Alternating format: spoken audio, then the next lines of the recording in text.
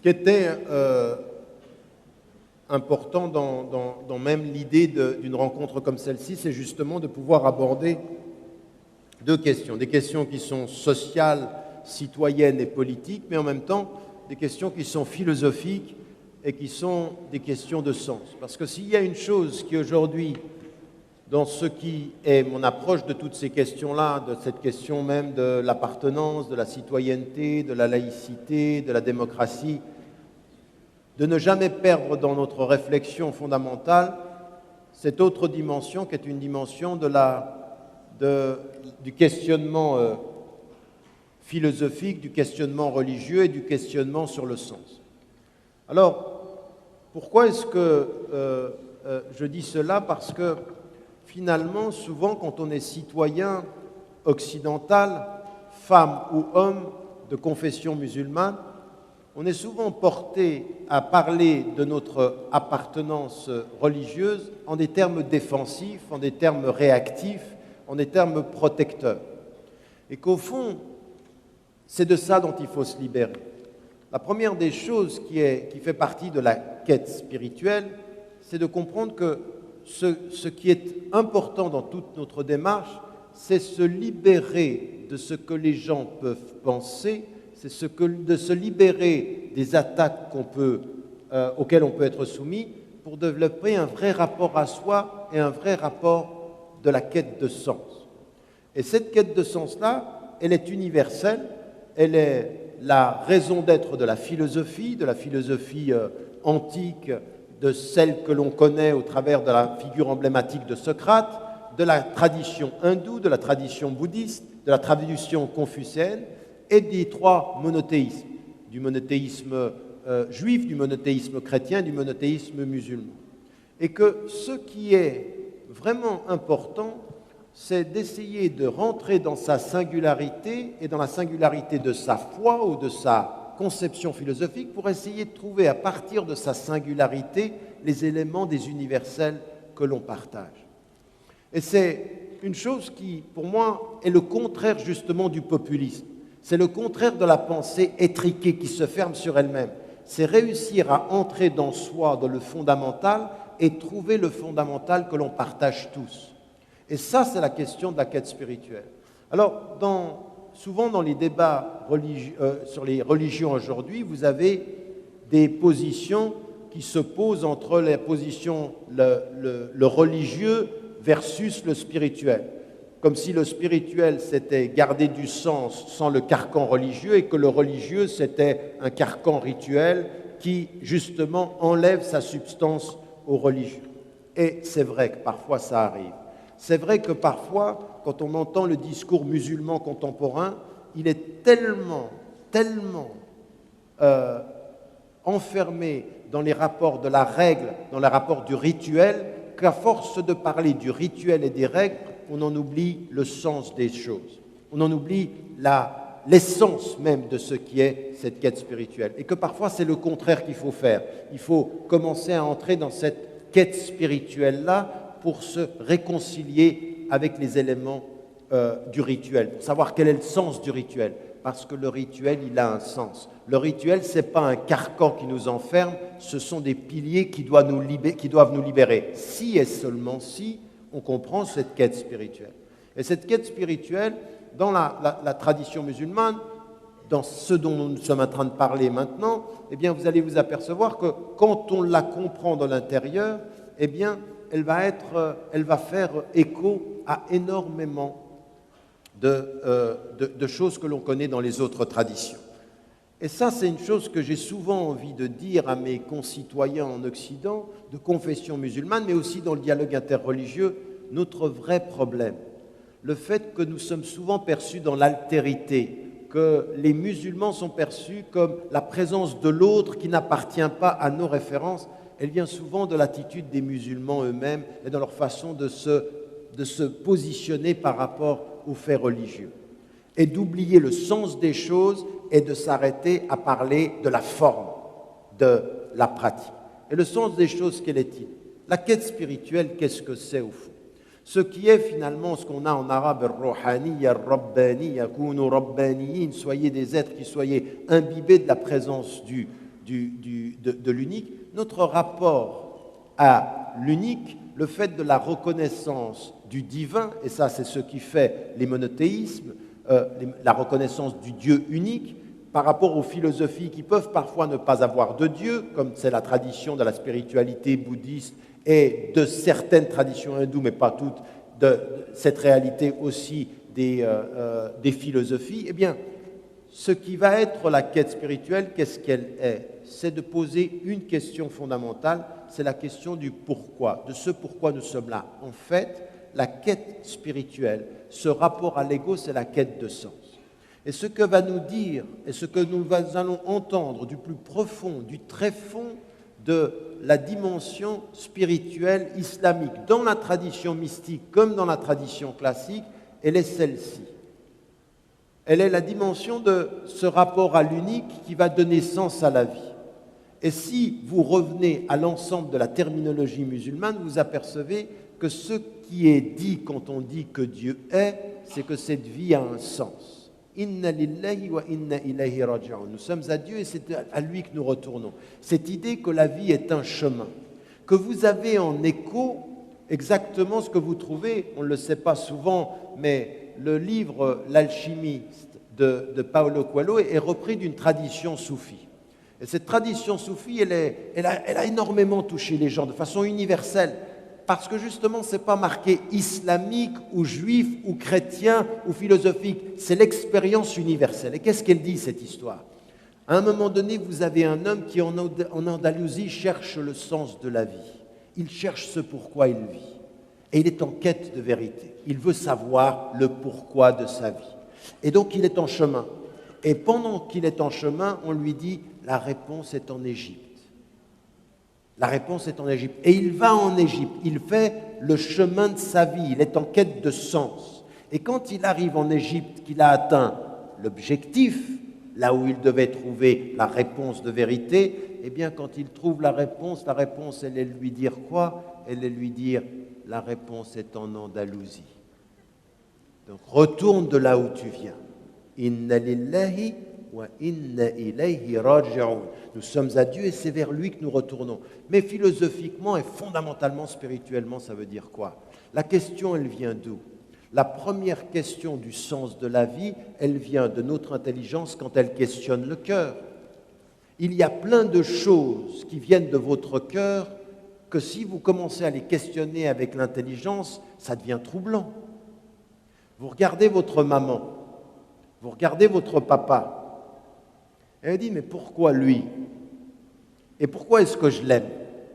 Pourquoi il est naturel d'aimer son père et sa mère? Pourquoi votre cœur vous dit naturellement, je l'aime? Et que si vous allez vers quelqu'un et lui dites, tu sais quoi? Je déteste ma mère. La personne dit, pardon? Il y a un problème. Il y a quelque chose dans le secret naturel de l'amour qu'on n'arrive pas à expliquer par l'intelligence. C'est-à-dire que notre cœur donne des réponses que notre intelligence ne comprend pas. Ce qui a été formidablement résumé par Pascal en disant « le cœur a ses raisons que la raison ne connaît pas ». Et ça, tous les jours de notre vie, on le sait. Pourquoi ton cœur dit ça? Secret. Eh bien, cette dimension-là, qu'est-ce que c'est? Qu'est-ce que c'est le cœur finalement? Le cœur, ce n'est pas l'élément physique qui bat, c'est la conscience intime que l'on sent. Il y a quelque chose en nous qui sent, qui dit, qui vibre, que l'on ne définit pas, mais qui répond sans même parfois que l'on questionne.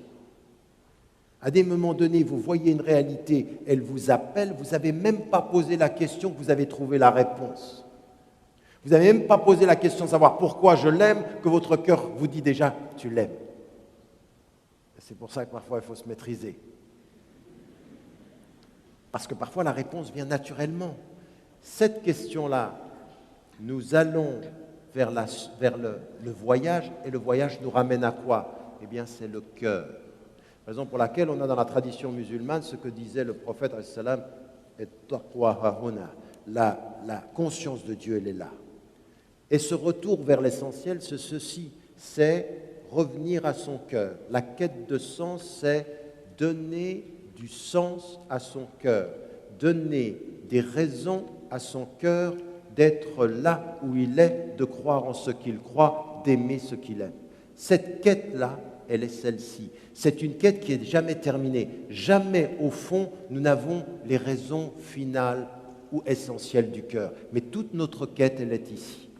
Et c'est pour ça que dans la tradition musulmane, vous avez qu'au départ de la quête, il y a une chose que disait aussi Mircea Eliade et qui répond à ce qu'on trouve dans la tradition musulmane et qu'on va trouver dans toutes les autres traditions, même philosophiques. Vous savez, par exemple, que Socrate dit, il dit qu'en fait, l'âme vient du monde supérieur, elle va s'enfermer dans le corps et pendant toute la vie, l'âme du philosophe va essayer de rechercher l'état dans lequel elle était avant, c'est-à-dire se libérer du cœur. Et quand il va être condamné à mort et qu'on va lui dire « tu peux te libérer », il dit « non, toute ma vie j'ai cherché à libérer mon âme du cœur ». Et bien ma mort c'est ça, ma mort c'est mon âme se libère de mon corps. Et donc je vais retrouver l'état que je cherchais. Je reviens à l'essentiel. Et que vous avez dans la tradition musulmane quelque chose qui fait écho à ça. وَإِذْ أَخَذَ رَبُّكَ مِنْ بَنِي آدَمَ مِنْ ظُهُورِهِمْ ذُرِّيَّتَهُمْ وَأَشْهَدَهُمْ عَلَى أَنفُسِهِمْ أَلَسْتُ بِرَبِّكُمْ قَالُوا بَلَى شَهِدْنَا. Quand on a pris des reins d'Adam, toute la descendance, et qu'on les a fait témoigner, ne suis-je pas votre éducateur suprême? Certes, nous témoignons. Et qu'en fait, qu'est-ce que nous faisons? Toute notre vie, c'est de revenir à cette étincelle première, ce qui est dans notre cœur et qui est une attraction vers la question suprême. En fait, notre vie spirituelle, c'est toujours de revenir à la question du sens. Parce qu'il y a une question au départ. Il n'y a pas personne dans cette salle. Que vous soyez de confession musulmane ou sans confession, chrétien ou juif, quel que soit, n'importe lequel d'entre vous, si je vous regarde droit dans les yeux et que je vous dis « t'as pas une petite question qui te travaille sur le sens de ta vie ?» Eh bien, vous ne pouvez pas échapper à la question. Il n'y a pas de conscience humaine sans la conscience de ce pourquoi nous vivons. Et cette question-là, parfois on l'oublie. C'est ce que disait Pascal aussi. Pascal, il dit, vous savez, le malheur de l'homme, c'est que vous ne pouvez pas le mettre tout seul dans une chambre entre quatre murs. Parce qu'au bout du compte, si vous le mettez tout seul, il va penser à son destin, à sa vie. Vous savez, c'est une des plus grandes tortures de mettre quelqu'un tout seul dans une chambre vide, il n'y a rien à faire.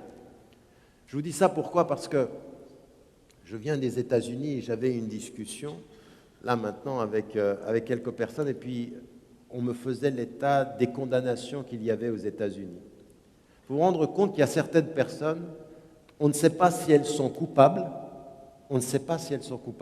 mais elles ont été condamnées aujourd'hui, et pour une quinzaine d'années, et certains jusqu'à ce que la vie s'arrête, à se retrouver dans l'isolement absolu jusqu'à la mort. Et vous dites, mais quelle est la plus grande torture que vous pouvez le torturer physiquement, mais laisser des gens croupir entre quatre murs où il n'y a jamais d'obscurité absolue. Il y a une lumière qui est un peu tamisée, ils restent comme ça jusqu'à la mort. On leur donne à manger et on les laisse croupir dans la plus grande démocratie du monde. Ça fait peur. Ça fait peur. Tout ça pourquoi? Pour vous dire qu'en fait, Blaise Pascal, il dit, le plus grand malheur de l'homme, c'est de ne pas pouvoir faire face à ça. Pourquoi? Parce que quand vous faites face à la réalité, vos autres conditions, vous faites face à quoi? Je ne sais pas pourquoi je suis là. Si vous regardez intellectuellement, vous ne pouvez pas répondre à cette question. La seule chose que vous savez, c'est que vous allez mourir. Et que ce que dit Pascal, c'est la seule chose qui permet à l'homme d'échapper à la question fondamentale de la spiritualité et du sens qui est la spiritualité, qui est un sens qui est la philosophie, c'est le divertissement. C'est de passer son temps à oublier que le temps passe. Vous me suivez? C'est ça que l'on fait. Là, par exemple, ça fait une demi-heure que je vous divertis. Mais je peux m'arrêter tout de suite en vous annonçant une grande nouvelle. Il n'y en a pas un d'entre vous qui ne va pas mourir. Vous allez mourir. Vous le savez? Non, mais attendez. Non. Voilà, ça c'est exactement ça. C'est la bonne question. Mais je le sais. Non, attendez. Tu vas mourir. c'est autre chose que de se regarder la mort en face. C'est-à-dire que peut-être que demain, il y a quelqu'un d'entre nous qui est dans cette salle, il n'est plus là. Et que la question du sens, elle est celle-ci. À partir d'un certain moment, regarder sa condition en face. Et quand on regarde sa condition en face, c'est ce que disait toute la tradition philosophique existentialiste, mais toutes les religions nous le disent, au bout du compte, la question spirituelle, c'est la question du sens, répondre à ce pourquoi vous êtes là. La tradition musulmane, ce qu'elle dit, c'est qu'elle dit fondamentalement la réponse à cette question, c'est la reconnaissance de l'un. C'est-à-dire qu'il y a un créateur. Je n'ai créé les djinns et les hommes que pour cette question de la reconnaissance. Avec une chose qui est plus importante que la reconnaissance intellectuelle. Parce que la reconnaissance intellectuelle, elle passe par leur cœur. Ils ont des cœurs, mais ils ne réfléchissent pas avec leur cœur. Il y a une adhésion d'amour avec l'unique. C'est-à-dire que la quête spirituelle n'est pas une question de sens intellectuel, elle est une question de sens intellectuel et d'amour de l'être. C'est une relation d'amour. Et que ça, c'est ce qui va nous être donné dans la tradition, toutes les traditions spirituelles, toutes les traditions religieuses, et qui en fait, pourquoi cette quête spirituelle, elle est importante? Parce que c'est un phénomène de... Je termine bien, oui, je suis dans mon temps, d'accord, je vais terminer. C'est une dimension où cette réponse à la quête, au sens de la vie, elle va réconcilier l'esprit qui questionne et le cœur qui répond. Et quand le cœur répond à l'esprit qui questionne, c'est une situation de paix.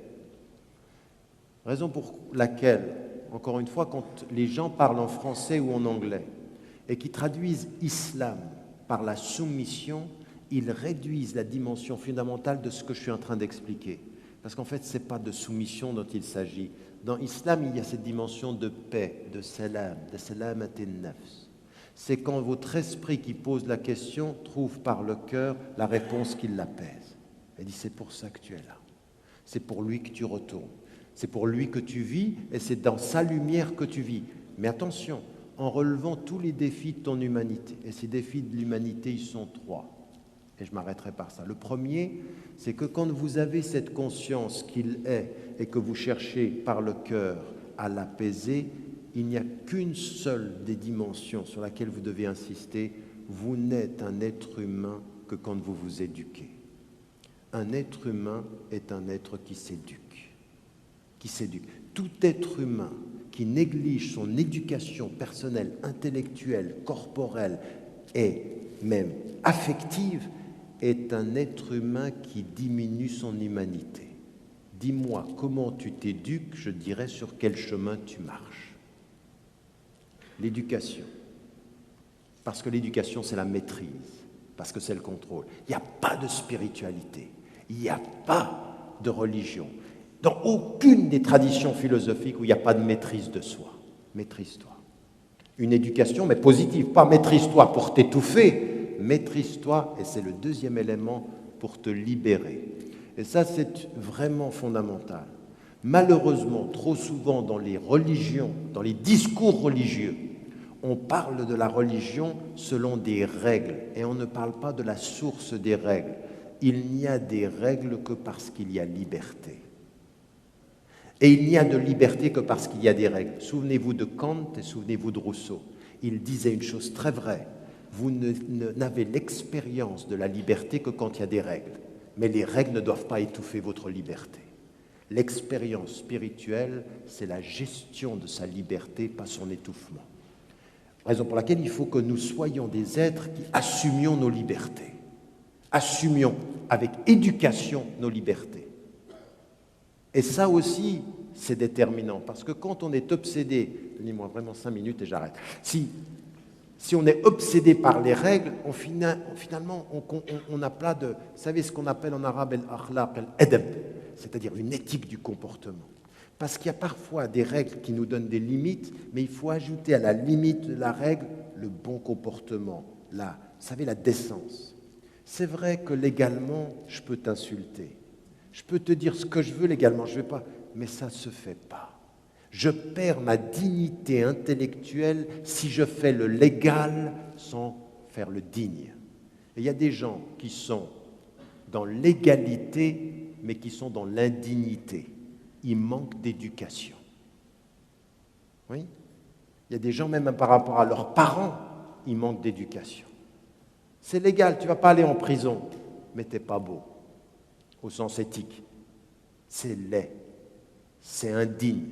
Deuxième élément, c'est la dimension de la liberté. Et la troisième des recherches de quête spirituelle, de sens et de paix, vous ne pouvez pas être en paix sans être éduqué, vous ne pouvez pas être en paix sans avoir un sentiment de liberté. Quand on vous étouffe, il n'y a pas de paix. Vous êtes dans l'étouffement. La spiritualité qui étouffe est une spiritualité qui trouble. Et vous vous souvenez ce que disait le prophète sallam sur le péché? Quelque chose qui te trouble et tu n'aimes pas que les gens le voient. Mais ça te trouble. Ce qui te trouble est le contraire de la paix. Et quand on t'étouffe, tu es troublé. Un être doit avoir la dignité. Et c'est pour ça qu'un être éduqué, c'est un être à qui on donne la liberté. Qu'est-ce que c'est éduquer? Je marche avec toi jusqu'au jour où tu marcheras sans moi. Ta liberté.